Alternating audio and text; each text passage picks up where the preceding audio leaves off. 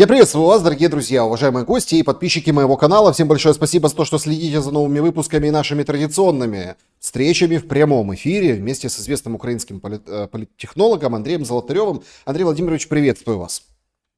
Здравствуйте, Александр. Здравствуйте, зрители. Вы знаете, на самом деле, конечно, топ события сегодняшнего дня — это Стамбул, который прошел там час с копейками. Вроде как Мединский говорит на русском, говорили. Но, в общем, договорились не о таком большом перечне вопросов. Будем это обсуждать, разбирать и, конечно же, накладывать на стратегии сторон. Интересно, чего ждать после вот этих переговоров. И вот, давайте в конце месяца встретимся. А потом как еще в конце месяца. Все это время растет количество шахедов, ударов, поражений целей.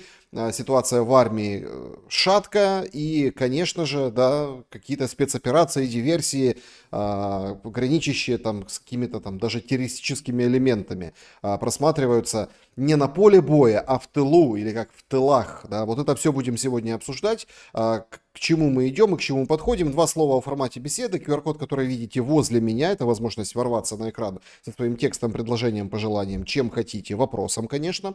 Вопросы заблаговременно в сообществе YouTube и клубе зрителей в телеграм-канале. Переходите туда и оставляйте заблаговременно. И, конечно, будете задавать вопросы в самом конце. Традиционно наше общение с чатом в самом финале эфира. Ну, для того, чтобы было что обсуждать, и очень интересно сегодня голосование выглядит. Кто с наибольшей вероятностью будет втянут в войну территориально? Почему такой вопрос? Зеленский с утра до переговоров, он в Вильнюсе, у него там мероприятия, связанные с НАТО, там обнимается с лидерами. И на вопрос там в дискуссиях журналистам говорит: а вы спросите у своих разведок, что готовится из Беларуси. Постоянно на протяжении всей войны фигурирует тема масштабирования конфликта на какие-то соседние страны. Вот вопрос: на какие?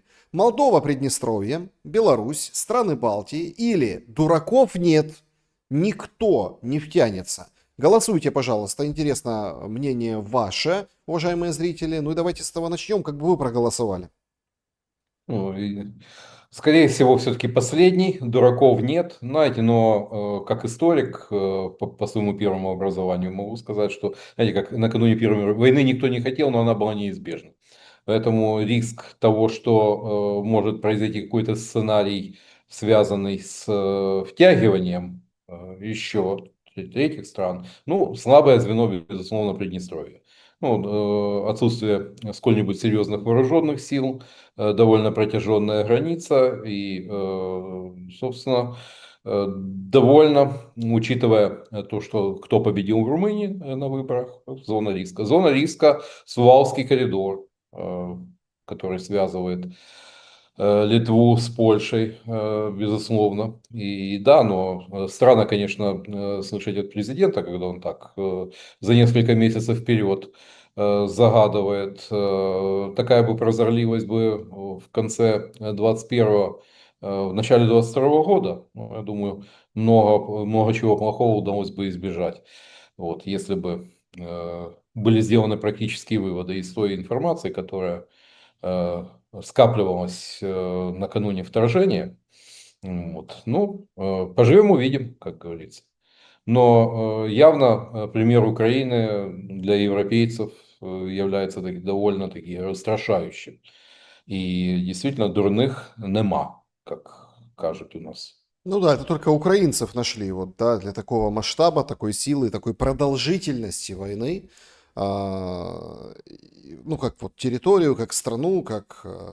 Хотя, в принципе, конфликты, да, конфликты могли быть и развязаны и в других точках. Но, тем не менее, здесь именно Украина. Ну, это такая больше геополитика и история. Вот все-таки давайте о Стамбуле сегодняшнем. Единственное, что перед тем, как начать, я всех приглашаю на YouTube-канал Андрея Золотарева. Ссылка в описании к этому видео. Переходите, интересуйтесь. Все интервью, видео с его участием. Милости прошу, как говорится. Андрей Владимирович, этот Стамбул войдет в историю как какие переговоры? Вот сегодняшние. Вот что эта встреча означает и дает на практике? По-моему, все и уже за неделю было очевидно, то, что, скорее всего, неделю назад же мы говорили о том, что, скорее всего, стороны в очередной раз договариваться, будут какие-то гуманитарные жесты. Ну, в основном идет игра на внешнюю публику. И все понятно, и Украина, и Россия стремятся представить, что мы не против мира, но другая сторона не хочет и мешает. И, ну, как бы там ни было, действительно договорились договариваться, возможно, в последней декаде июня, там же в Стамбуле, да, еще один очень крупный обмен пленными и, собственно, удерживаемыми лицами. Можно только приветствовать. Там список по детям изучит российская сторона. Там готова была вернуть, по-моему, 10. Украинская сторона говорит о сотнях украинских детей, Не-не-не, удерживаемых. подождите. Все ходы Да. записаны. Здесь, простите, пожалуйста, офис и пиар, которые развернули, когда там в парламенте Австрии всем иностранным гостям распечатали футболки, вернем украинских детей непосредственно, да, вот в Украину. Говорят, что это этим, ну, типа политтехнологически занимается как раз-таки Ермак и его ближайшие советники. Конкретно, лично. Это прям чуть ли не личный проект. Но Мединский сегодня просто, ну, размазал его, уничтожил в ноль. Если там 20 тысяч детей, вы передаете 300 человек. Прошлый раз вы передавали, а там оказались в Германии какие-то дети. То есть речь идет о детях, которые оторваны от родителей, или детях-сиротах, которые во время боевых действий были эвакуированы на территорию России и как бы, ну, отлучены от родителей и за вот эти несколько лет находятся там в учреждениях, или кто-то уже повзрослел за это время, неважно. То есть речь идет о спасении. А Мединский говорит, 300 человек, и мы еще посмотрим, кто из них реально в России, будем пофамильно проверять. То есть не 19 тысяч, как писала Заривная буквально там вот Нет, ну, несколько... естественно, Александр, мы уже взрослые люди. С Австрией, знаете, ну, все-таки мухи отдельно, котлеты отдельно. В Австрии речь шла о больных детях, у которых там инвалидности, ну, собственно, для которых возвращаться в Украину, в воюющую страну, ну, жизненно опасно, как австрийская сторона заявила. Ну, естественно, там сыграть на сентиментальных чувствах австрийских бабушек действительно такой беспроигрышный ход. Что-что, а у нас играть на эмоциях руками и не только умеют великолепно. И вот с Австрией, ну, это отдельно, а с Мединским, ну, с Мединским, как мы видим, это не прошло. То есть, Не-не-не, стойте. Австрия это отдельный эпизод. Это сегодня сообщили о том, что 150, кажется, детей были возвращены да. утром, да, в воскресенье утром, вылетели там или в ночь на воскресенье. В общем, они уже в Украине. Мединский говорил о том, что о предыдущих списках, то есть мы проверяем, смотрим родителей в Украине и передаем их там. Это индивидуальная история, то есть одного, двух, пятерых, там, ну, это все происходит параллельно. Из этого просто устроили грандиозный пиар, а оказывается, их не так много. И, Александр, ну, эта тема, она продается в цивилизованном мире и подхватывается. И действительно, ну, мне прекрасно понятно, почему играют. Это беспроигрышный вариант. Но цифра в 19 тысяч вызывает, естественно, вопрос.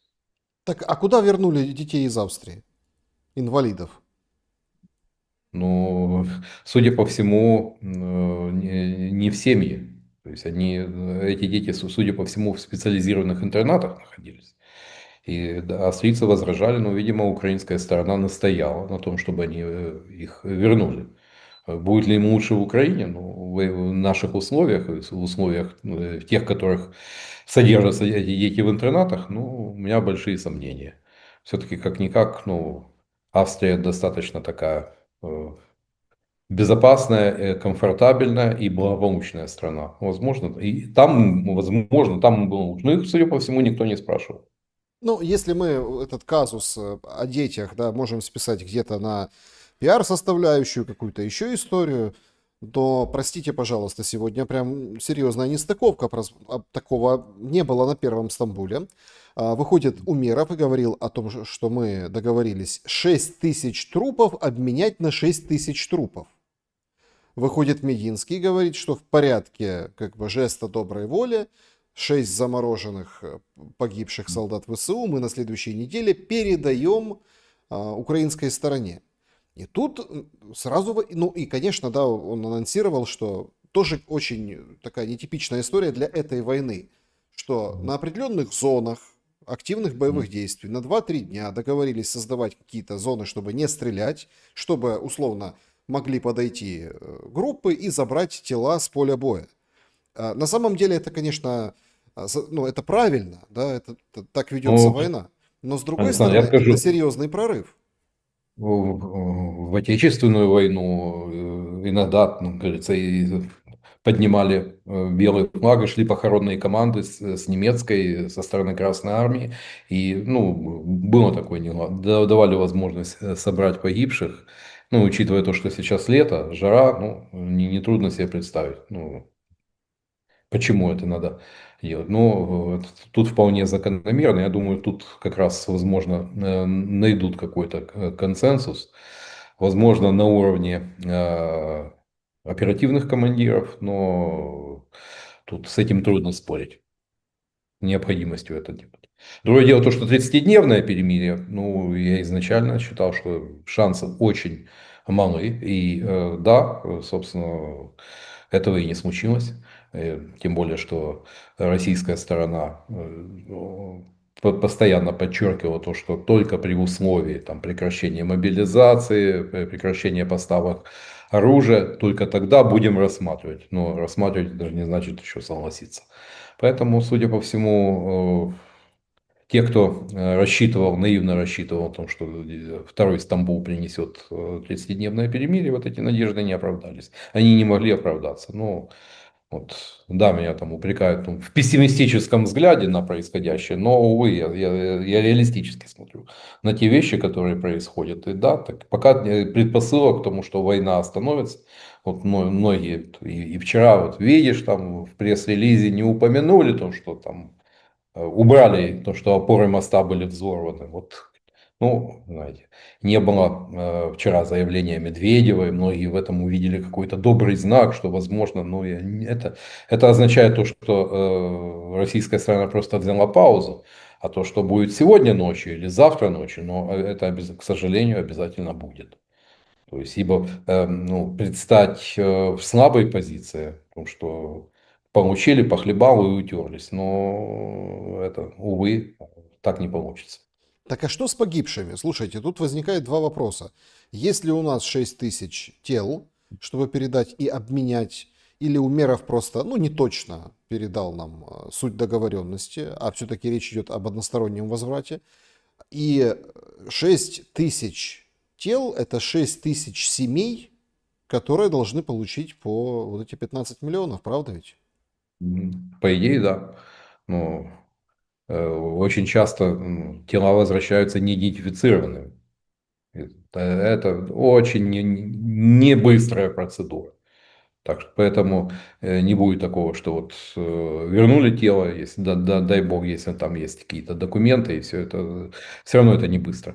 Но это же дипломатический, это момент переговоров. Но это не означает, что у украинской стороны 6 тысяч вернут сколько есть. И тем более, поскольку в абсолютном большинстве ситуаций сейчас поле боя остается за россиянами, то понятно, что, скорее всего, соотношение будет, как и предыдущие, когда там десятикратно была десятикратная разница. Может быть, там 500-600 и наберется. Но я думаю, что и у российской стороны 6 тысяч это вызывает вопросы. Ну, по самой форме переговоров, конечно, Андрей Владимирович, опять у нас почти все военные, все в полевой форме, ну, передавали документ на украинском и английском языках почитать. Документ наш, украинский имеется в виду, он опубличен. Российская сторона сделала умнее в плане, наверное, стратегии переговоров, потому что документ передали, меморандум, и сейчас Мединский, ну, как бы говорит ни о чем. когда его комментируют, имеется в виду, у него, понятно, спрашивают журналисты, а что там, вот там западная пресса пишет, что это ультиматум, Мединский говорит, нет, это не ультиматум, есть уже какие-то выдержки, которые якобы, да, вот там находятся, это вывод из всех областей, ну, в общем, фактически ультиматум Да. Путина, Ну, это, по сути, те предельные условия, которые мы услышали прошлым летом. А вот. это, по сути, предельные требования, которые, если переложить на процесс переговоров, означают, ну, если не полную и не безоговорочную, но, тем не менее, капитуляцию Украины в этой ситуации. Так, Э, смотрите, тут же возникает следующий вопрос. Взяли стороны неделю, чтобы поизучать документы друг друга, и потом договорились там опять консультироваться, может быть, встречаться в конце месяца. Темп не очень быстрый, скажем честно, но по большому счету вот эти условия, они, кажется, не имеют инфраструктуры, чтобы измениться. Одно дело, когда встречается там группа и заседает условно там дня 3, дней 5 и там чего-то нарабатывают. То здесь никто ничего не нарабатывает. Здесь просто обмен ультиматумами. Да, по сути, да. Обмен, причем между которыми такая пропасть, через которую никто не пытается навести мосты. А работа в основном, ну, главное, чтобы не в глазах того, допустим, того же Трампа, ну, не выглядеть как сторона, которая пускает, выступает против прекращения войны и саботирует переговоры. Вот и все. Ну, вот, да, реверансы, красивые жесты, но и состав делегации, ну, явно. И ну, потому что, ну, опять же, чуть-чуть подождем, там что вопрос, который касался бы возможные там переговоры по организации встречи Путина и Зеленского, ну, это даже обсуждаться, судя по всему, даже обсуждать не стали. Поэтому результативности, ну, учитывая состав делегации, ну, привезли, ну, как говорится, передаст. Ну, Эрдоган оптимистично смотрит на встречу, Ну, Зеленский а как вроде ему? нет. Ну, нет, ну, знаете, ведь Хакан Фидан еще с Умеровым там переговоры, старт затянулся там более чем на час, пока Фидан с Умеровым общался. Для турецкой стороны, ну, расписаться им нет, им все хорошо, все прекрасно, процесс идет, ну, а как, что сказать, ну, переговоры закончились ничем, и результат нулевой, ну, нет, им надо, как говорится, морду лица соблюсти в этой ситуации. Поэтому тут скорее такой это пиар-формулировка, что все прекрасно. Ну, Ничего Мединский, прекрасного не вижу. Мединский говорит, что хорошо все прошло. Перед переговорами Мединский был сосредоточен, Умеров улыбался, смеялся. Принципиально интересно, что, в общем, появляющиеся сливы, вот уже откуда-то знает Гончаренко, о том, что 3 части в этом меморандуме российском, последние 2 вполне приемлемы, можно работать, но в первой части отмечено, что мы должны выйти из областей. Да. То есть, Знаете, по сути, это да. в таком виде Но это неприемлемо, да. нет, естественно, потому что это чревато тем, что тут начнется. Вот, ну, как вы себе это представляете? Вот, я думаю, на Банковой прекрасно себе отдают отчет. И поэтому все остальное не суть важно. Не начнут же вот с тех пунктов, которые Гончаренко считает приемлемым. А изначально, если, как говорится, вот в этом паровозике в перечне идет тот пункт, который в данной ситуации не реализуем, ну, понимаете, вот есть такая старая форма. Вот в переговорах, если шансы на какие-то договоренности маловероятны, если ни та, ни другая сторона не исчерпали ресурсов для продолжения войны. И мы эту ситуацию наблюдаем. Что будет осенью? Не знаю. Пока на ближайшие несколько месяцев есть военная, финансовая составляющая. Да, там мобилизация идет со скрипом, но идет, тем не менее. Поэтому э, как и недели ранее говорили, судя по всему, никто летнее наступление российской армии, тем более с военной точки зрения, ведь такой стоп-приказ, ну, потом возобновить после 30 дней перемирия наступление будет очень сложно. То есть, ну, чисто таким Почему россияне по поехали на моральному. этот Стамбул? Вот не мы. Что? Почему россияне поехали на этот Стамбул? Ведь они могли Ну, не ехать на него. Они могли сказать после, ну, понятно, да, ситуации на РЖД с пассажирским поездом, после а, ударов по стратегическим бомбардировщикам, которые тоже с таким, ну, специальным. То есть это не военный удар. знаете, есть, видимо, соображения более высокого стратегического характера, которые, ну, давлеют над тем, чтобы там, сорвать аплодисменты российского обывателя, который, безусловно, бы этот шаг бы поддержал, тем более, что, ну, мы же видим, что там Z-военкоры там пора воевать по-взрослому, хватит цацкаться и так далее, но тем не менее в Стамбул поехали.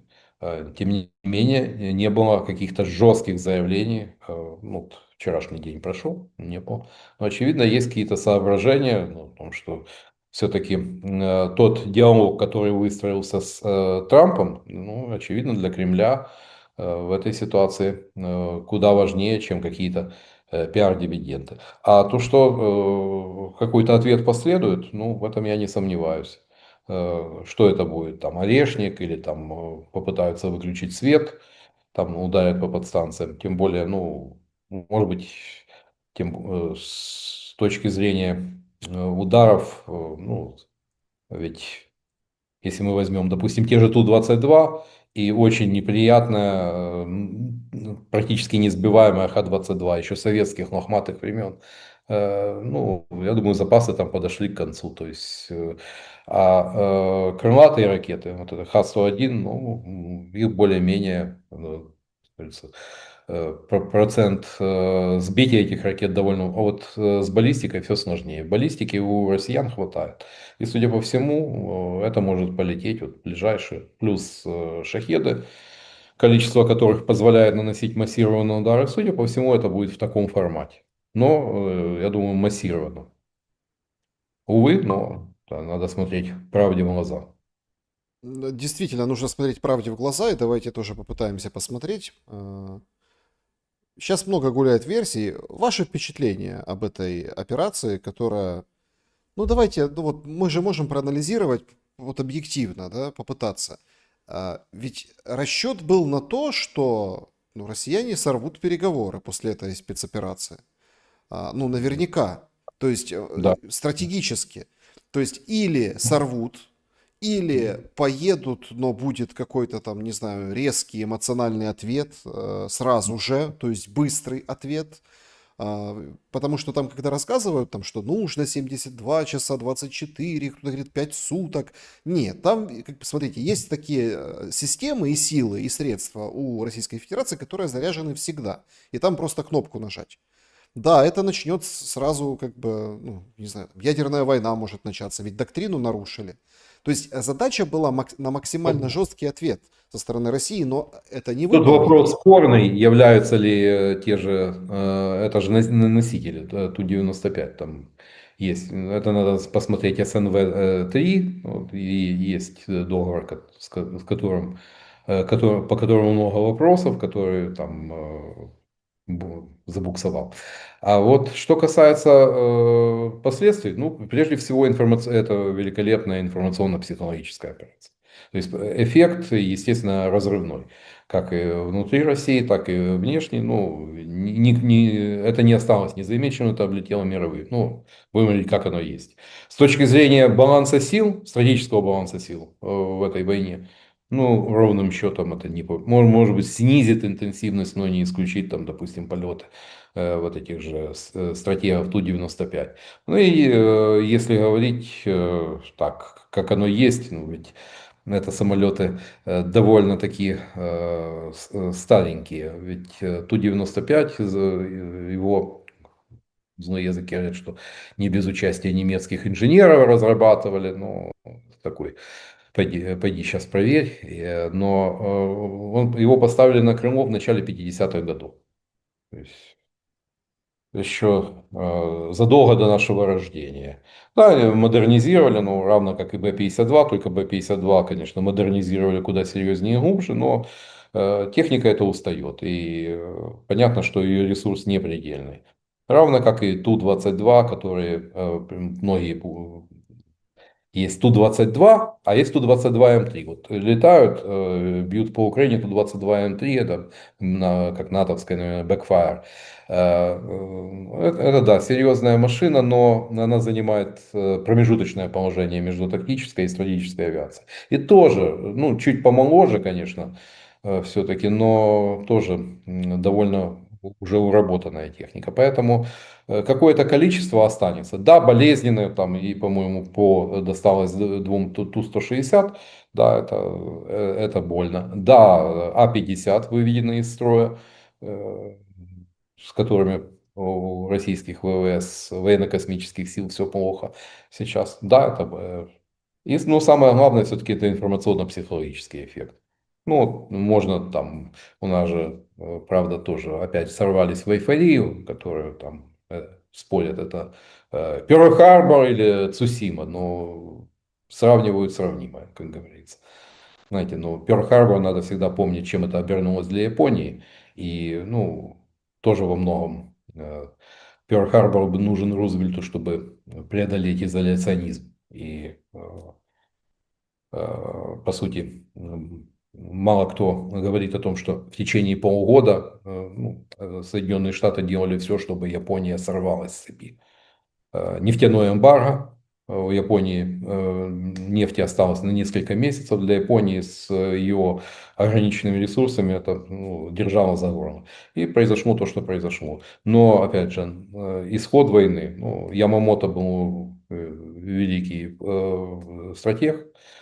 Он прекрасно понимал, что на затяжную войну у Японии нет ресурсов, она неизбежно ее проиграет, и поэтому делал ставку на Блицкриг, и у него почти получилось. Вот. Пока до Медуэев, что все шло хорошо. Но это явно не Перл-Харбор, это явно не Цусима. Цусима ну, фактически привела к тому, что у Российской империи ну,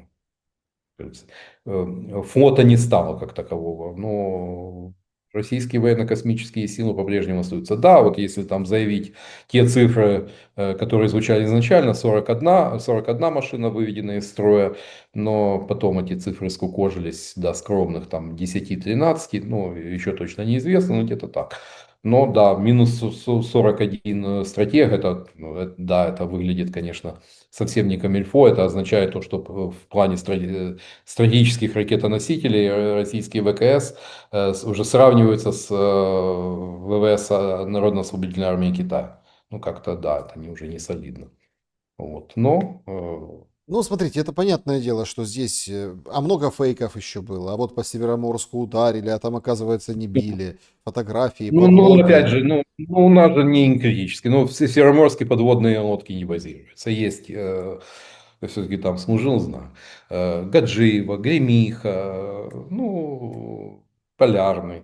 Но Североморские это в основном надводные корабли. И там есть, да, ну, это сопка Окольная, это был миноторпедный склад флота, который как раз, когда только меня туда завезли, в экипаж рванул. Ну да, был такой шикарный фейерверк. Долго тушили, потом долго собирали металл от ракет. И там есть чему взрываться в Североморске, но это явно не тот случай был, что Просто там смотрите, вот эта вся история, и мне действительно интересно. То есть там заявляется о стратегическом балансе. Заявляется о том, что там 7 миллиардов долларов. Некоторые видел цифру 12 миллиардов долларов типа убытков.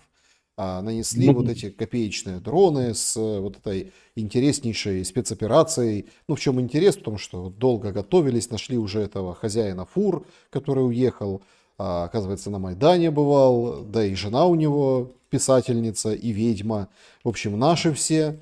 Ну и, соответственно, пошла дискуссия о том, что надо всех перепроверять, как это может украинец приехать, Там купить. уже в Иркутской области там километровые пробки, ну, оно ж система работает, известно как. Теперь шмонают шмонают все фуры. Ну, то есть, Хотя, понимаете, в чем дело? То есть, понятное дело, да, что случае, вот, когда поздно пить боржоми. вот такая история. Однако, за нее взял ответственность сам лично Зеленский. Понятно, фронтмен операции это был Малюк, как бы это он, но Зеленский как бы вот руководил. То есть мы можем спокойно, несмотря на пиар и о том, как выставляют сейчас Малюка везде, мемчики рисуют, что он типа дальнобойщик, там фуры, там благодарят все на свете. Но это лично Зеленского дело. И он об этом вчера в вечернем обращении тоже сказал. Зачем? Ну, пиар. Среди кого? Ну, как? На украинскую аудиторию, прежде всего. Тем более, что поползли слухи о том, что с рейтингами у Владимира Александровича совсем не айс, что проигрывает уже не только Залужному второй тур. Вот как-то, ну, видимо, решили немножечко подкачать подсдувшийся рейтинг. И, судя по всему, вот, ну, вот такое заявление. Хотя тяжело себе представить. Возможно, да, что-то ему могли докладывать, но как президент руководит очень специфической спецоперацией, да и вопросы и к уважаемому Малюку. Я думаю, что реально кто и что делал, мы очень не скоро узнаем. Но это действительно войдет в учебники спецслужб. Действительно, как пример такой асимметричной войны. Мгм. Вот. Ну Да, все, действительно, когда, пока мы да. с вами говорим, появляется в сети уже публикация меморандума российская версия. Украинскую версию мы получили вчера от Reuters. Она, ну, всем понятна, вплоть до репараций, да, и потом Мгм. встреча. Российская, очень интересно. 3 раздела, действительно, Гончаренко увидел его раньше.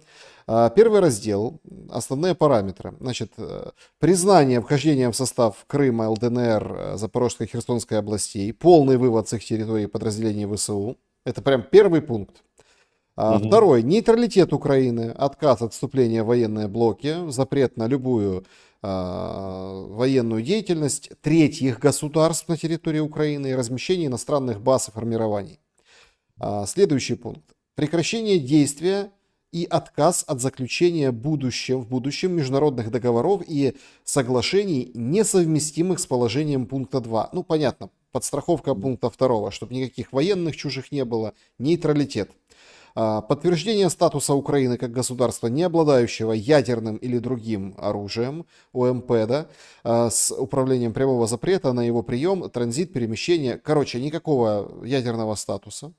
Установление предельной численности ВСУ и иных воинских формирований, предельного количества вооруженных сил и техники, Нацгвардии, обеспечение полноты прав и свобод интересов русского и русскоязычного населения, придание русскому языку статусу официального, интересно, особенности полноты прав, в общем, законодательный запрет героизации и пропаганды нацизма, неонацизма, снятие двух действующих и отказ от введения новых экономических санкций, запретов и ограничительных мер между Россией и Украиной, и решение комплекса вопросов с воссоединением семей, перемещенные лица. Ну, то есть, чтобы нормально, это будущий задел на приграничье. Ну и отказ от преследования УПЦ. Это, В общем, отказ от взаимных претензий в связи с нанесенным ущербом. Вот еще что. То есть никаких... Все, разошлись, как в море корабли. Никто никому не да. платит. Ну, что это, если не предложение, ну, пусть не полное, пусть не безоговорочное, но капитуляция. Ну, а учитывая специфику ситуации, ну, тем более это э, пропасть, естественно, между двумя меморандумами, а в таких условиях результативность будет соответствующей. Поэтому боевые действия продолжаются, российское наступление продолжается, удары по территории Украины продолжаются, украинские диверсионные рейды, я думаю, там ведь до того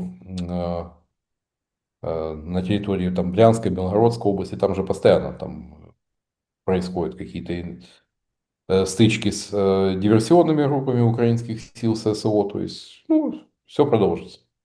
Увы, то есть переговоры будут идти, война будет продолжаться. Очень до осени. интересный, да, очень интересный второй раздел российского меморандума, значит, условия прекращения огня, который звучит. Два варианта. Вариант первый. Полный вывод ВСУ и военизированных формирований с территории России и ДНР, ну, в общем, да, то, что в Конституции, согласованное сторонами расстояние от границ России в соответствии с утвержденным положением. Короче, выводите, если вы пошли, вы выводите, выводите, стрелять не будем.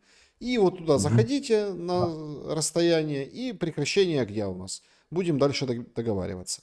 Вариант второй интереснее. Там пакетное предложение, значит, запрет на движение ВСУ, если это не отвод, прекращение мобилизации, начало демобилизации, поставки оружия, то, о чем говорил Небензя, гарантии отказа от диверсии и подрывной деятельности, двухсторонний центр мониторинга должен создаться и контроля режима прекращения огня.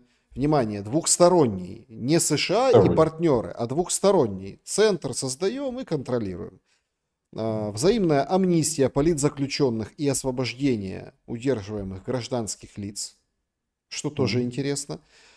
И, о чудо, самое интересное, к чему мы подходим в этом варианте 2, пакетном предложении.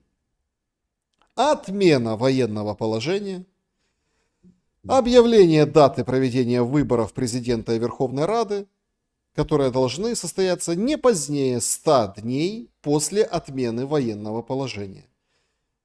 Вот как-то так, Андрей Владимирович. Ну, естественно, а Зеленский на закуску, на десерт. Вот. Тем более, что в купе с такими условиями прекращения войны, ну, говорить серьезно о шансах, но это не случай с Пашиняном. Там, да, для Армении потеря Карабаха, который, ну, тем более, там, учитывая то, что это было одной из таких сакральных тем, но тем не менее удержался в том, что примет Украина такие условия, там, э, сохранится действующая политическая верхушка. Это маловероятно.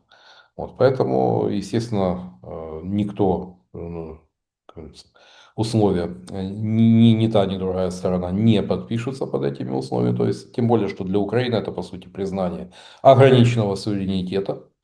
Вот как подобно тому, как во времена СССР при Брежневе, ну, была на Западе американские советовые, доктрина Брежнева, доктрина ограниченного суверенитета стран Варшавского договора. То есть они, ну, их суверенитет распространяется ровным счетом до того момента, пока это не противоречит интересам Советского Союза. Ну и проверено на примере Чехословакии в 1968 году.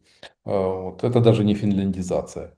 То есть как-то уж для Финляндии, которая выходила из Второй мировой войны, ну как-то условия были чуть получше. Да, там тоже теряли 20% территорий, да, но тем не менее как-то все выглядело. Лицо финнам сохранили. Да, там было требование судить финских военных преступников, но это было получено так, формально. Сделали как говорится, отвода глаз никто, естественно, там, это не был Нюрнбергский трибунал. Ну вот. Ну, а здесь явно это не почетные условия, то есть и предполагающие практически полную политическую перезагрузку. Ну, и в ситуации, когда у власти еще остаются ресурсы и возможности, естественно, она идти на это не будет. Осенью ситуация может измениться. Но до осени еще надо дожить. К сожалению, доживут не все. Невозможно свести эти меморандумы, вчерашний, который появился украинский, и сегодняшний, только что, который появился российский. И Я говорю, пропасть, Александр, пропасть, естественно, это не стыкуется. Это все по принципу, что наше, то наше, а о вашем поговорим. Ну, какой здесь может быть консенсус, компромисс? Продолжаем воевать. Вот.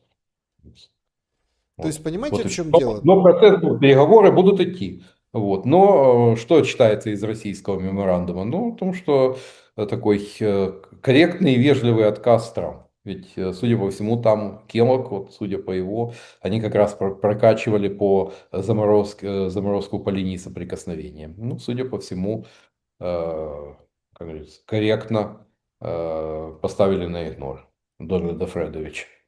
Нет, ну понятно, что можно там поторговаться, и тут вот вопрос просто, как вам кажется, если многие так считают, что это все эти Стамбулы, это показуха для Трампа, исключительно, да, для того, чтобы он проснулся, ну, потому что утро у них там вечером, утром, да, ну, в Америке по часовым поясам проснулся и сказал: о, какой хороший день, какие хорошие переговоры, видите, они говорят друг с другом, я молодец. Кто молодец? Они договариваются. Такого не было при Байдене, да?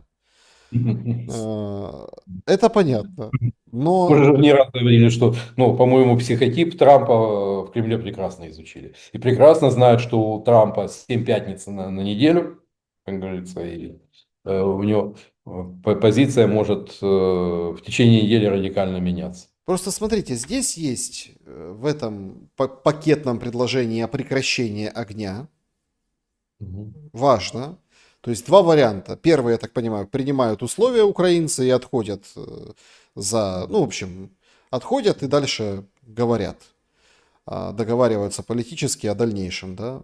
Второй вариант это вот, а там целый комплекс с выборами вместе, с политзаключенными вместе, с УПЦ, с Ну, русским языком, то есть, понимаете, ну, куда маятник качнется? В сторону территорий, типа, как бы, всрамся, но не сдамся, понимаете, то есть территорий.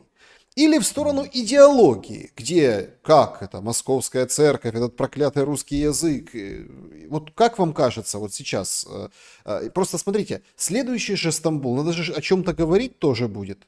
Уже всех там и так поменяют. Или еще кого-то найдут больного, кого надо менять. Или там по возрасту молодого солдата. То есть дальше все-таки Стамбул это не обменная история. Для вот этих обменов, нет, которые нам... это такое, это подсластить, показать, что был хоть какой-то конструктив. Так для этих, Хоть что-то. смотрите, есть координационный штаб. Вот эти все инициативы по телам, по обменам, по масштабным обменам, можно было решить не городить огород в Ну, Стамбуле. а тут, да, естественно, никто, понятно, но это чисто продемонстрировать там минимум конструктивов. Ну, иначе получается просто бочка дегтя во всех этих переговорах. Потому что показать в том, что не все, как говорится, есть такой лучик надежды, но хоть о чем-то договариваться. Но вы абсолютно правы, что это могло решаться вполне и вне Стамбула. Тут даже спорить не буду. Но пока результат Так все-таки счет на... будут давить по всем обоим направлениям или выберут одно, идеологическое или территориальное? Я думаю, все-таки сначала территориальное, а потом идеологическое. От идеологического не откажется в этой ситуации. Но сначала, как говорится, территории вперед. Вот, тем более, учитывая то, что никаких даже и намеков на то, что там ну, с точки зрения законодательства Российской Федерации, ведь если бы стремились к компромиссу, ну, там, вы правы, что можно же рассматривать вот, Запорожская область Российской Федерации и Запорожская область Украины. Ну, и закрываем глаза на это. Ни малейшего. То есть это все, что, как говорится, там, где прошел референдум, то является закрепленной Конституцией территории Российской Федерации. Точка. Все. И никакого стремления к компромиссу. Это означает то, что все, как говорится, изначально да, уже, как говорится, на таких первых пунктах вот этого меморандума все спотыкается. Очень интересная подробность приходит, которая тоже о чем-то говорит. Глава переговорной делегации Мединский и глава Умеров украинской делегации провели двухстороннюю встречу продолжительностью 2,5 часа до начала вот сегодняшних переговоров. То есть встретились предварительно. Об этом сообщил источник российский. По его словам, именно эта предварительная беседа заложила основу для более эффективного хода переговоров между сторонами. Ну вот как бы реверанс такой. То есть получается у нас Умеров и Мединский встретились тет-а-тет, Да, а да, потом за час с копейками городили вот да, этот огород. Что это да, да. означает? Это Это означает то, что ни та, ни другая сторона не приехали договариваться, реально договариваться. То есть они привезли, то есть обменяли, но то, что Мединский с Умировым общались практически 2 часа и сами переговоры час, по-моему, вот все в этом. То есть, но надо произвести на третью сторону впечатление, что мы готовы и дальше, что не все потеряно. Но соответствующим будет результат. Я думаю, и третья встреча в Стамбуле, ну, пока, как говорится, если все будет идти по вот этой накатанной дорожке, она принесет такой же результат. Но в четвертую, да, действительно, там возникнет вопрос, а чем уже там обмениваться. Ну, как говорится, по, по пленным прошлись, по детям прошлись, что дальше? Вот, но признаков там хотя бы там, минимального конструктива в сторону прекращения боевых действий, но я пока не вижу. Не просматривается, увы. Давайте еще один комментарий, исключительно политический. Слушайте, а зачем так восхваляют Малюка в последнее время? Значит, Буданов нам отчитывается, ну, понятное дело, что в Брянской и в Курской области сошедшие поезда с рельс или там полетевшие, там, или на которых упал мост, пассажирский поезд, понятно, что никто на себя не взял, да и россияне пишут обрушение, наверное, потому что ну, должны быть какие-то представлены четкие доказательства, да, того, что ну, там сообщают же, что местные слышали вот эти хлопки, то есть, ну, вот, нужно какое-то расследование, поэтому не сразу на официальном уровне скажут и поправили документ. То, например, в Мелитополе, как за милую душу, ГУР отчитался о том, что подорвали товарняк. То есть Буданову, получается, какая-то черная, грязная, граничащая с, ну, просто диверсионной, террористической и какой-то вот такой деятельностью. Ну, Буданову не привыкать, это как бы Да. известный человек, ну, еще там со времен похождений в Крым. Но как бы Буданову вот это такое вот рутинное, ну, то болото, да, а СБУ у нас, ну, прям, не знаю, Рэмбо, Командос.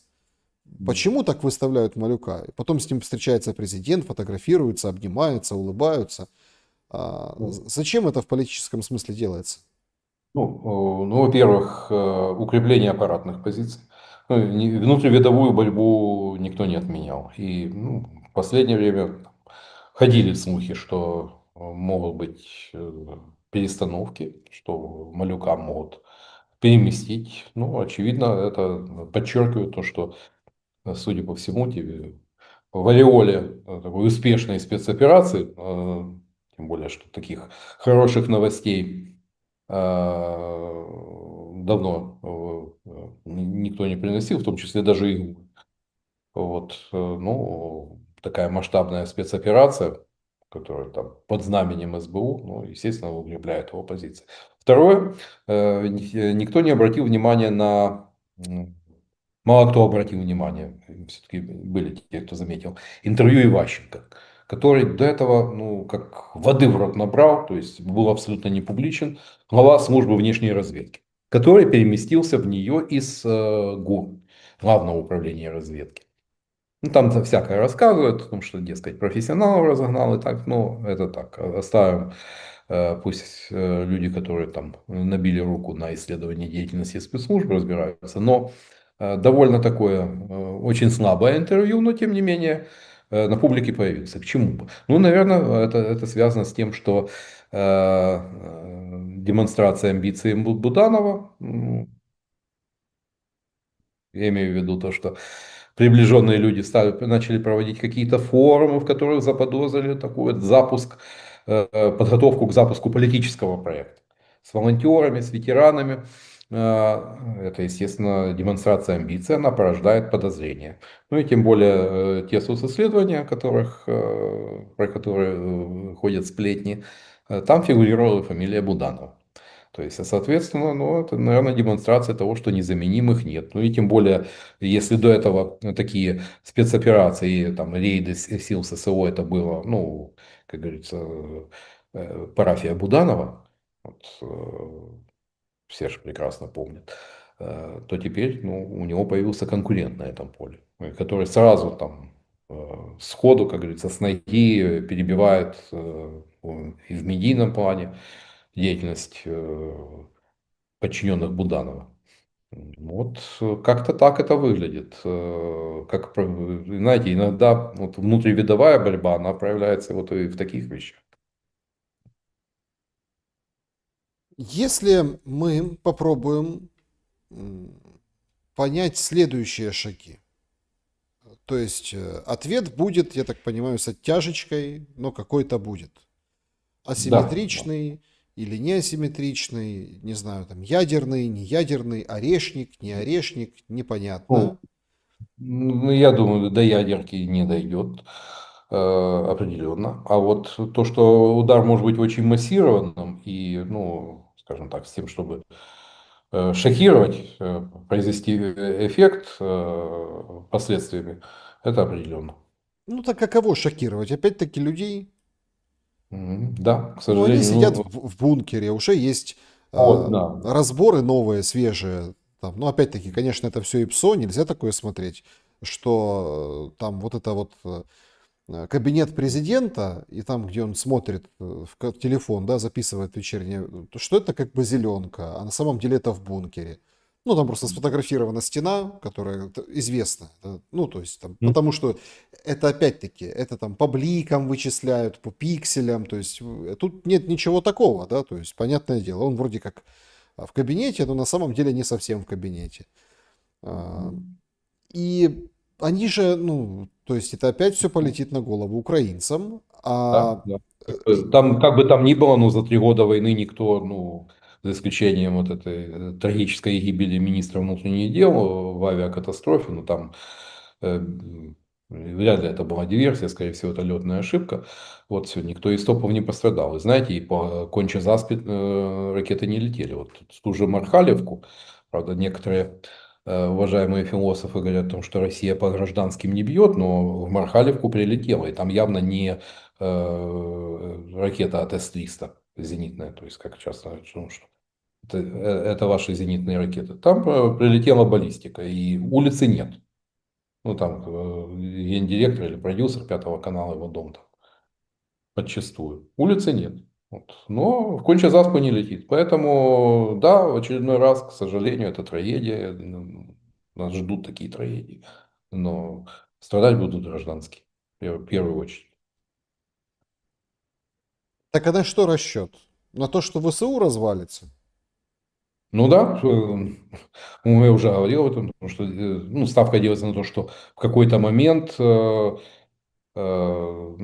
знаете, очень часто вот фронт начинает рушиться внезапно. Вот держится, держится крепко, стойко стоят, а потом ну, происходит какой-то надлом. И да, знаете, вот разговор о том, что вот война должна закончиться, это ну, не лучшим образом отражается и на боевом духе военнослужащих. Естественно, никому там за неделю, за месяц до прекращения огня не хочется погибать. Ну, это естественно. Да и не только. Вот возьмите даже у нас же вот эти разговоры о том, что мир вот-вот, оно и волонтеры на себе очень, очень крепко ощутили.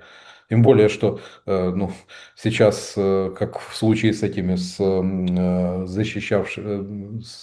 дравшимися с ТЦКшниками, там, по-моему, собрали, там за день собрали половину суммы на адвоката. А вот у волонтеров дела идут, мягко говоря. И тем более, потребности в транспорте, с учетом того, что война сейчас ведется, дроны выносят любое транспортное средство. Ну, ну, если там год назад еще там перебирали, там хороший что пикап, там джип, то сейчас любые колеса, главное, чтобы они двигались. И тяжело идет. Вот как раз вот так отразились разговоры о том, что вот может. И люди, естественно, перестают, ну и так, и экономическая ситуация не лучшая, но и вот так трансформируются эти разговоры. Поэтому расчет на то, что в какой-то момент нащупают слабое звено, и дальше вот как шашечки домино все посыпется.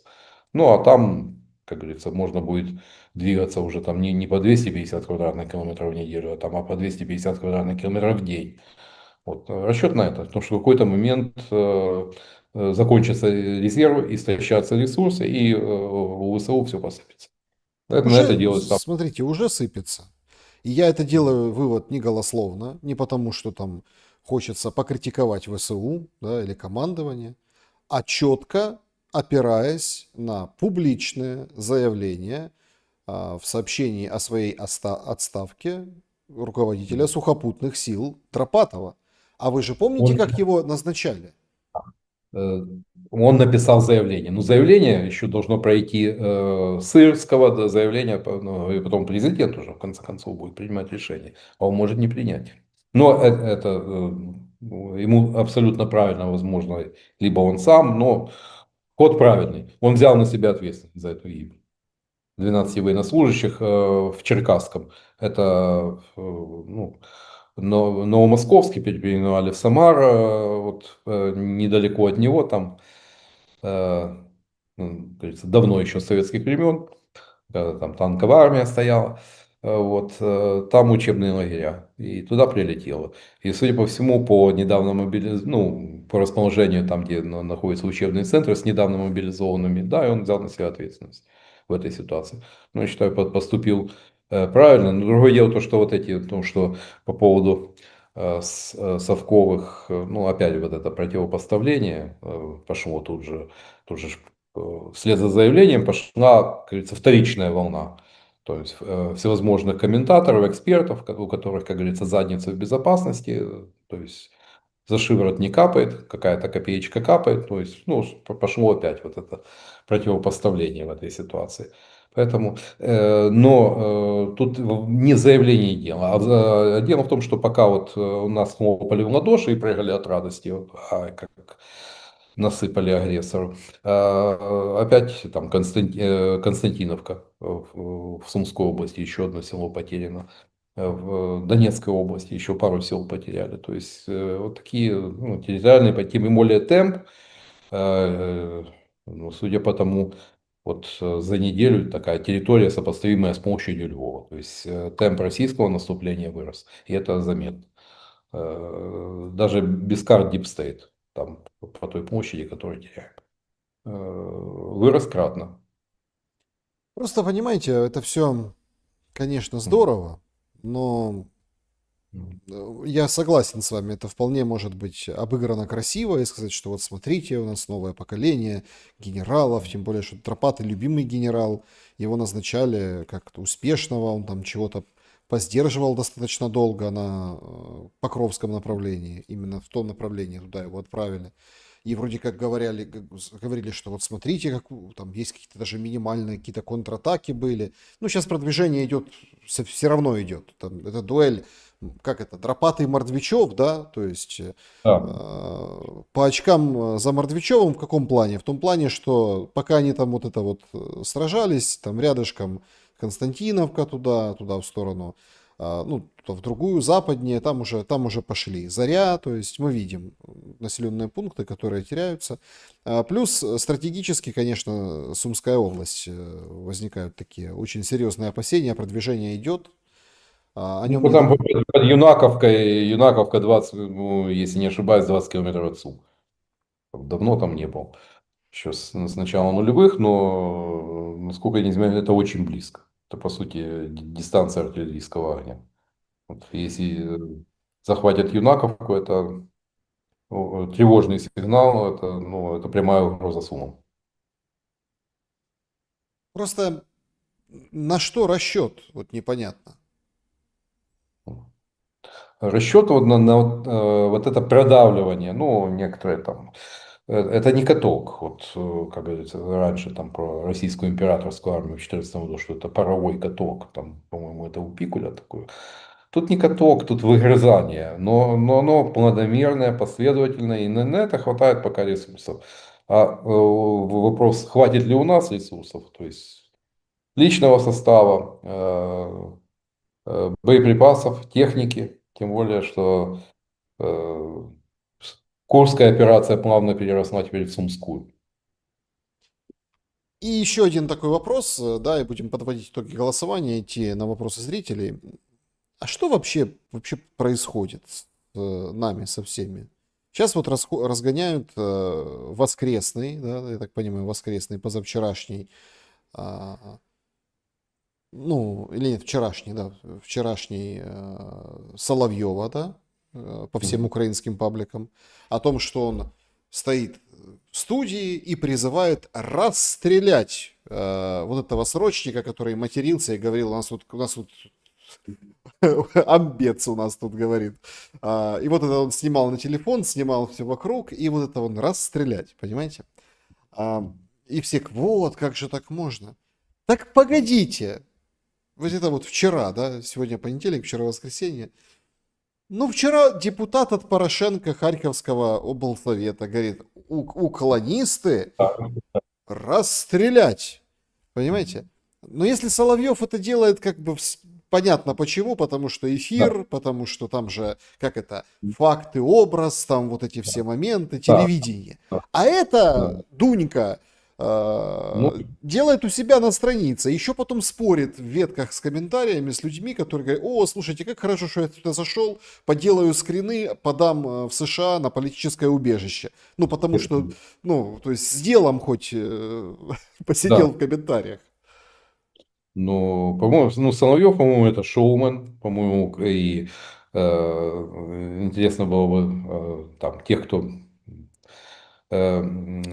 там понюхал порох с российской стороны, они, ну, равно как и с нашей, некоторым нашим комментаторам, там, передают те теплые дружественные пожелания в кавычках. Вот, поэтому Соловьев это отдельно, это шоумен. Ну, а то, что депутат, ну, по-моему, он от Евросолидарности, если мне не изменяет память. Вот я не раз говорил о том, что ну, у нас оппозиции нет.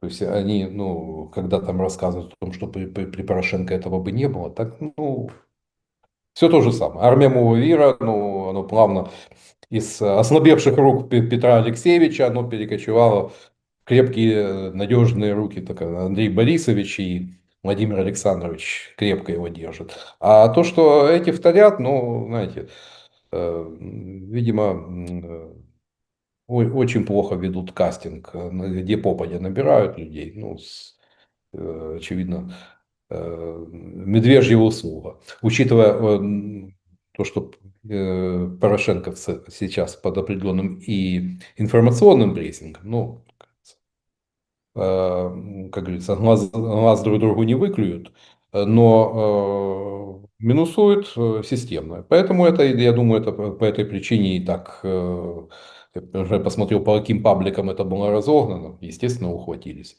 Ну, это из серии «Пусти дурака в церковь, Богу молиться». Он его все расшибет. Ну, там, по-моему, дурочка. Нет, ну просто понимаете, одно дело, если бы это был какой-то угар боевых действий, фронт вот туда, А это назад. стало, Александр, в том-то и дело, это теперь стало нормой. То есть новая ненормальность. Ну, вот, демонстрация агрессивности, кровожадности, как говорится, упоротости, в конце концов. Вот это наша новая нормальность. Ну, чем? Да, новая нормальность упоротости. Знаете, а началось все, я вот сегодня вспоминал тоже, а началось все 11 лет назад с Луганска. До этого не было, ну, таких, ну, Майдан это другая немножко история, но я имею в виду в военном смысле. До этого не было такого позора. Луганск, там утром погранзаставу пытались захватить, погранцы отбивались с боем, то есть там полдня шел бой там на южных кварталах, а потом днем, после обеда, где-то в обеденное время, вот, я прям как сейчас помню, да, я был там рядом, как тоже телевидение, на две улицы, или даже на улицу дальше, то есть обломки по двору телекомпании мы собирали. Был удар самолетом по облгосадминистрации. Погибли люди, в том числе там Гизай, который специализировался ровно на том, что историческими раскопками занимался, и воинов Второй мировой, Великой Отечественной, и ну немцев, да, и кто здесь полег, раскапывали, опознавали, отправляли, то есть ну, такой кружок у него был исторической памяти. Он погиб как раз во время этого удара. Чему я вспоминаю? Во-первых, ну, дата, да, 11 лет, а во-вторых, кондиционер. Взорвался. Ну вы же помните эту чушь? Помню, помню, И все помню, на помню. полном серьезе с выражением лица идиота рассказывали о том, что взорвался кондиционер. Ну, и причем, и вот с пеной у рта, и ты вот какое-то вот выражение лица Марьяны Безуглой, и человек, любой там в эфире, говорит, это же кондиционер взорвался. А были те, кто прекрасно знает, что кондиционеры не взрываются, ну, э, с такой издевкой. Как бы вот этот маховик расчеловечивания и агрессии, он, ну, что тут сказать.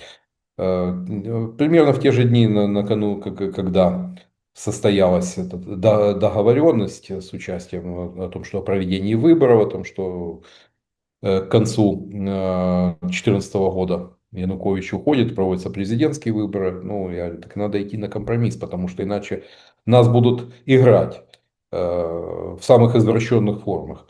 Да ты ничего не понимаешь, если мы только согласимся на этот компромисс, нас ФСБ всех передушит. Ну, тоже такой, ну, кажется, ну ладно. Но хороший знакомый побыл народным депутатом, сейчас благополучно там ездит, представляет Украину, но как-то он с автоматом в окоп не побежал. Да, Нужны другие. да, вот тоже очень интересный момент. Как-то вот с автоматом в окоп не побежал. Ну, Друзья, они демонстрируют как раз те, чья задница в безопасности, в тепле и за шиворот не капает, они как раз демонстрируют наибольшую кровожадность. Друзья, подведем итоги нашего вопроса. Кто с наибольшей вероятностью будет втянут в войну территориально? Зеленский намекал на Беларусь в очередной раз. Он это делает с начала года, с обращения, поздравления 2025 годом. Вот это вот «Хай живе Беларусь», это мы с вами тоже обсуждали как какой-то прием, и это все тянется до сих пор. То есть вот он намекал на Беларусь, что там что-то готовится. Но вы выбрали вот такие варианты. 5%, кстати, за Беларусь, 12% за страны Балтии, 19% расширение на Молдову, Приднестровье и 64%, ну, логично, дураков нет, никто не втянется. Равно как и, помните, я выражал скепсис, когда прозвучали заявления о миротворцах, о том, что кто-то приедет сюда, но никто сюда не приедет. Вот,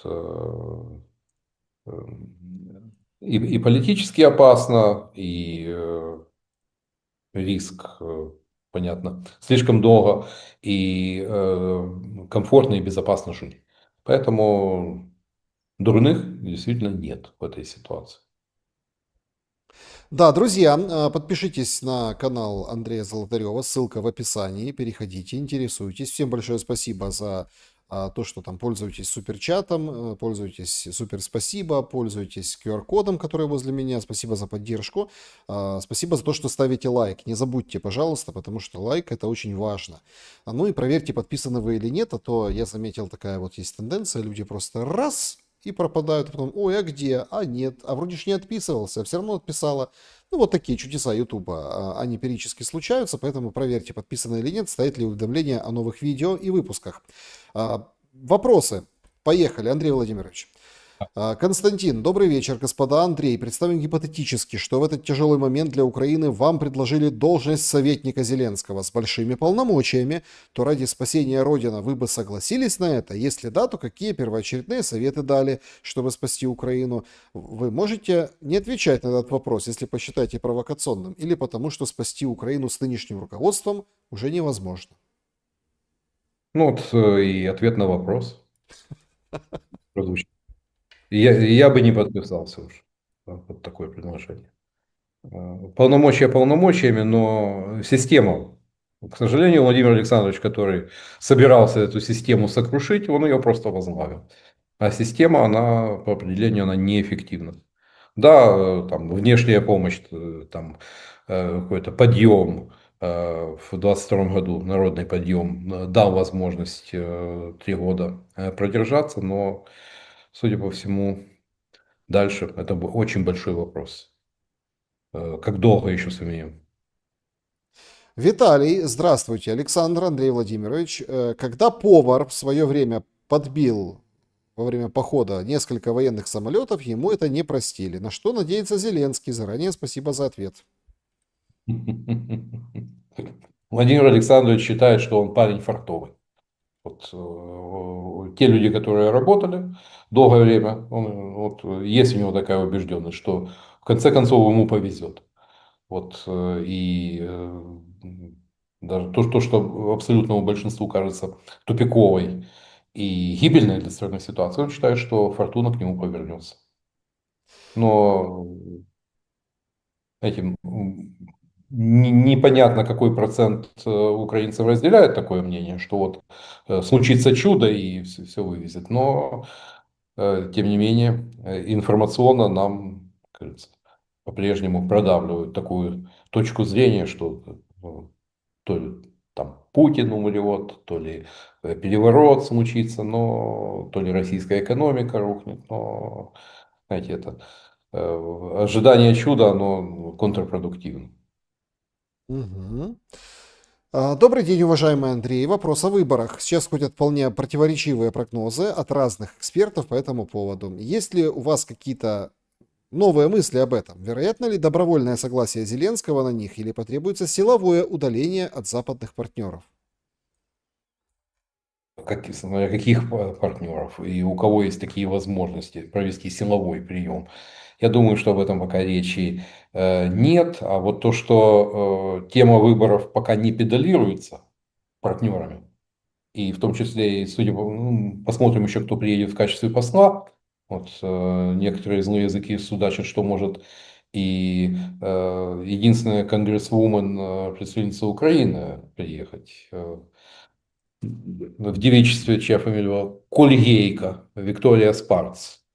Вот, это будет весело. Но другой момент то, что, по-моему, в Белом доме пришли к пониманию того, что запуск политического процесса может привести к тому, что уже не раз бывало в украинской истории, к руине. То есть, когда и у той, и у другой стороны есть сторонники, причем активные сторонники, и не с пустыми руками.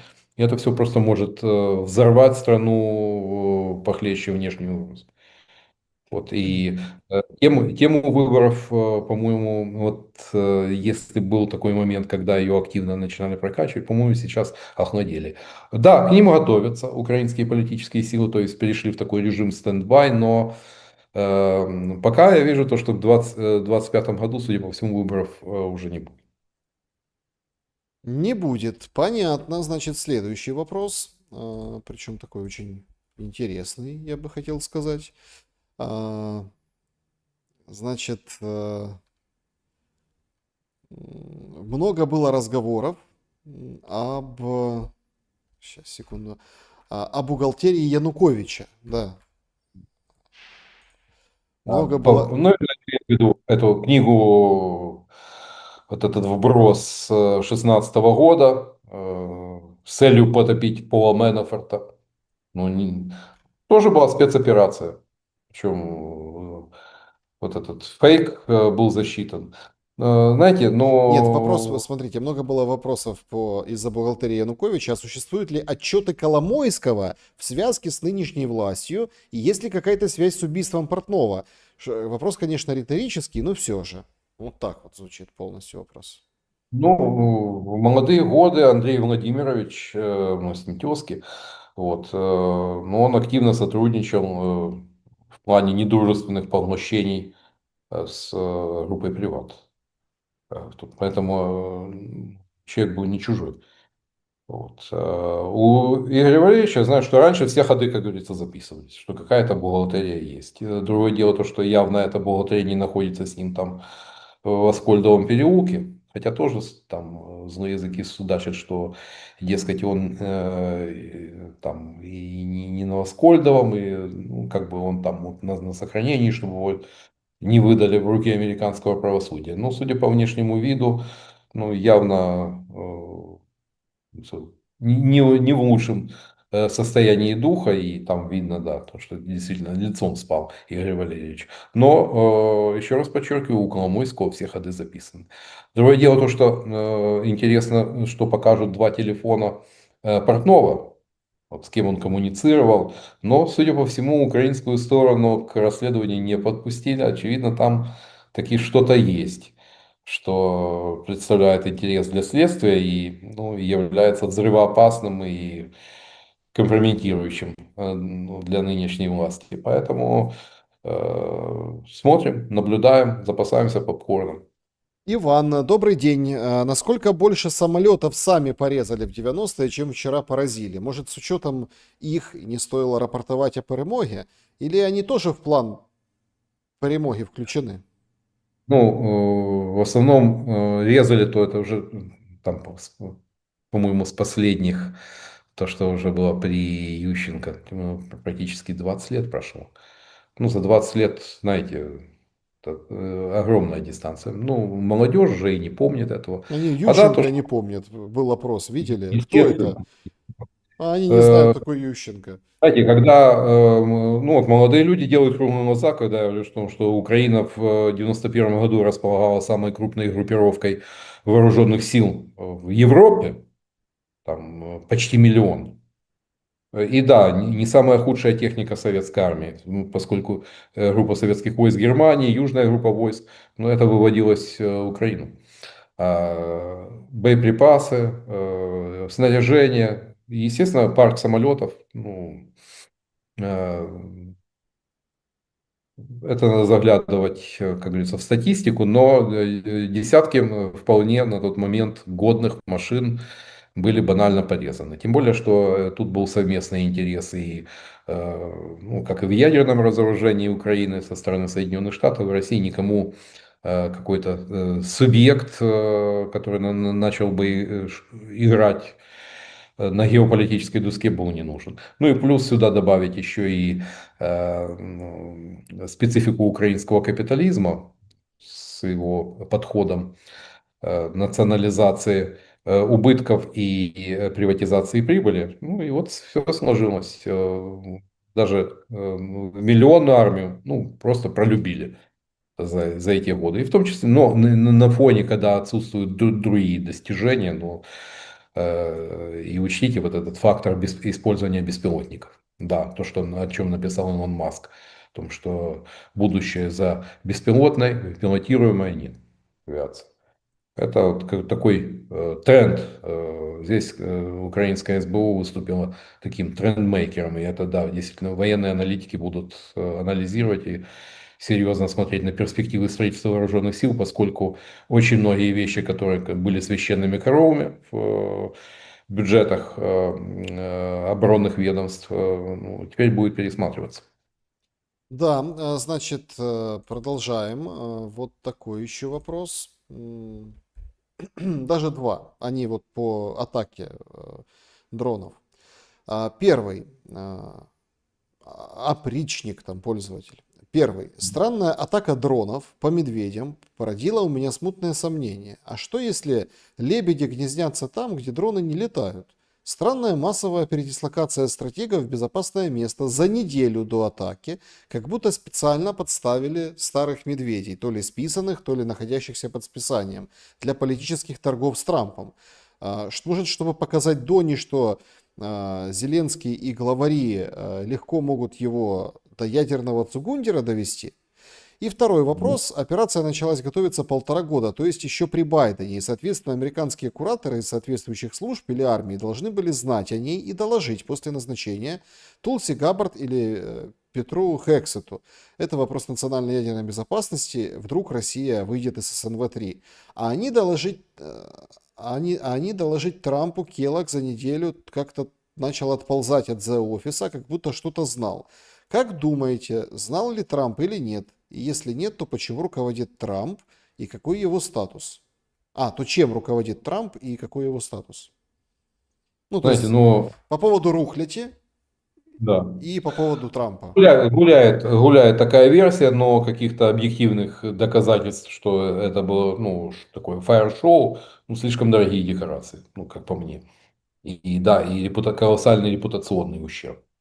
Ведь, ну, это то, к чему в Кремле относятся очень щепетильно. Вот, слишком высокие издержки. Да, стоимость вот этих, ну, знаете, это уже не раз в истории было. Ну, вот был под Полтавой, когда была такая операция Френтик, когда американские летающие крепости, отбомбившись над Германией, ну, приземлялись под Полтавой. заправлялись, загружались бомбами и летели снова бомбить. Ну, летом 44 года, когда уже фронт был очень далеко, ну, немецкие бомберы отбомбились. Это была тоже полная неожиданность. И ПВО оказалось беспомощно. После этого американцы свернули эту операцию, поскольку издержки, там, по-моему, два десятка Б-20, этих Б-17 потеряли тогда на этом Полтавском авиаузле. Это не в первый раз такое случается. Ну, понятно, далеко, 4000 километров от линии фронта, там, ну, состояние полной расслабленности. Тем более, что для России, большинства россиян это колониальная война. То есть война их, они живут как и жили. То есть практически их война не затрагивает. То есть сирену у них каждый день звучит. Это расслабляет.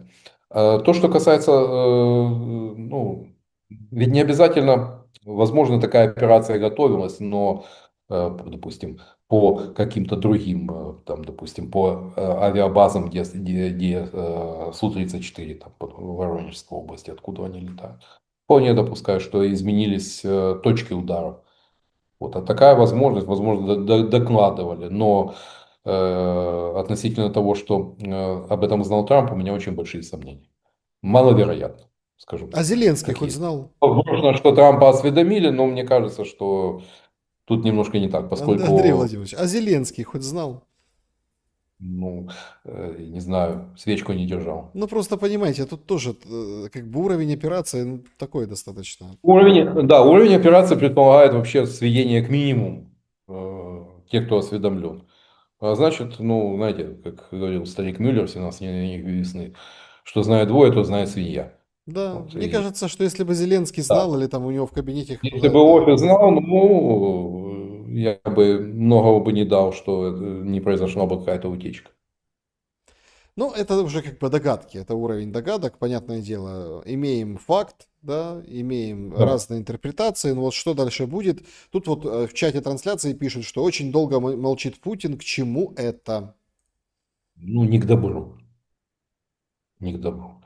То, что проглотит, как говорится, и поступит по-христиански в этой ситуации, маловероятно.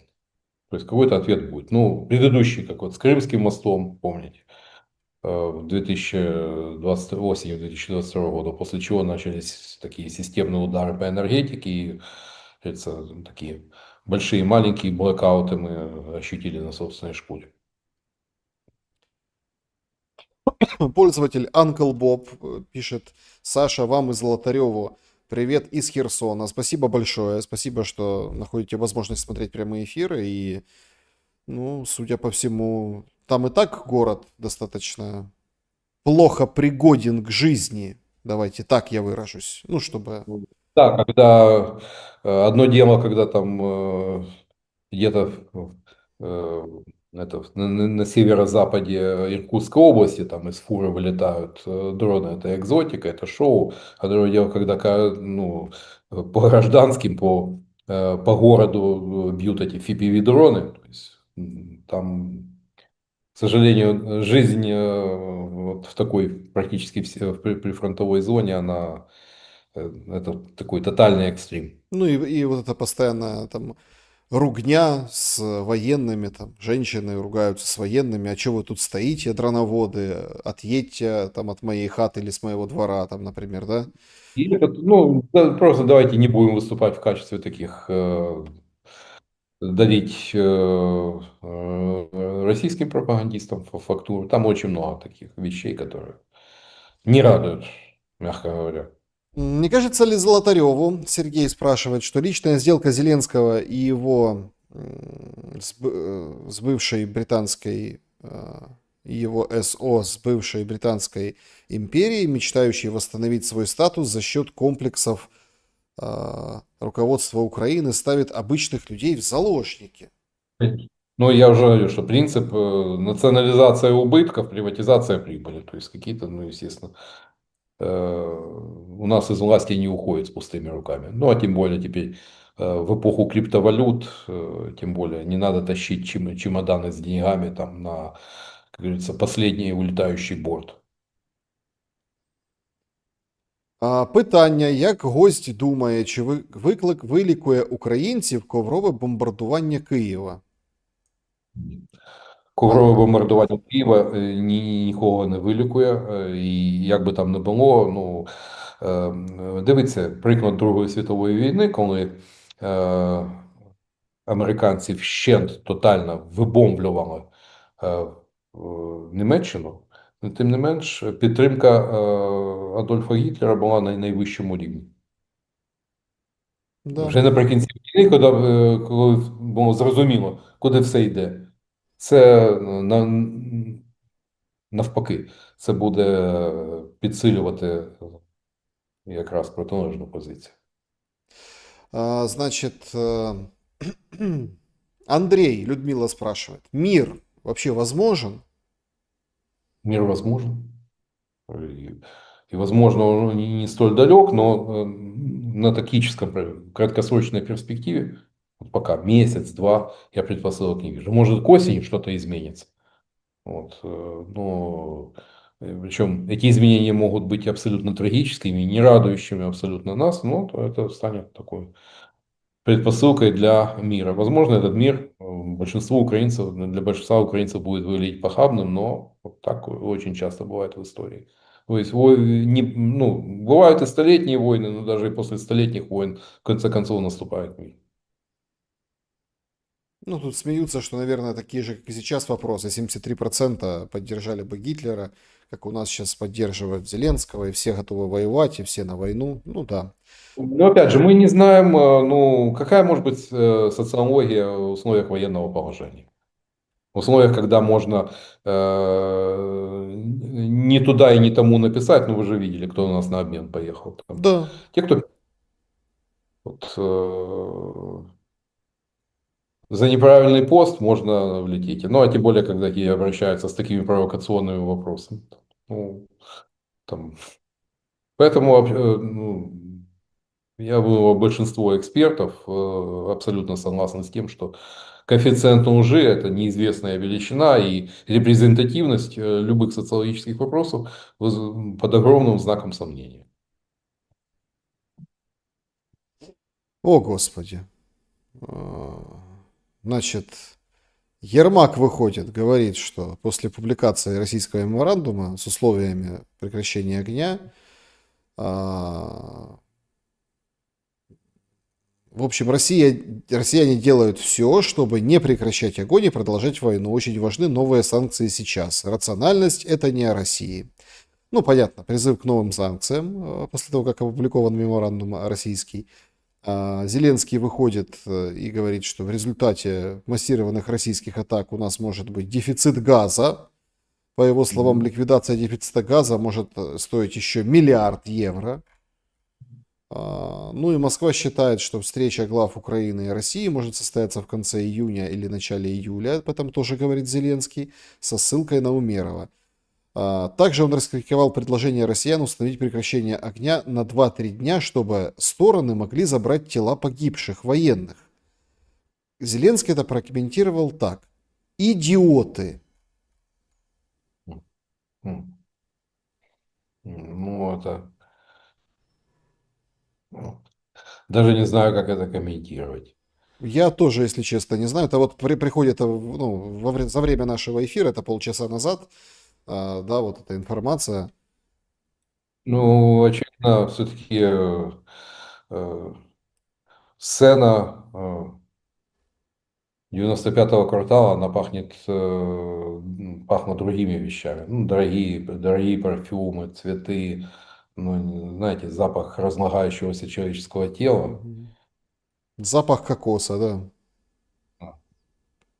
Ну, ароматизатор я имею в виду, да. И, ну, идиоты так идиоты. Слушайте, это, конечно, вроде так обсуждали мы с вами конструктивно сейчас, да, вот это все.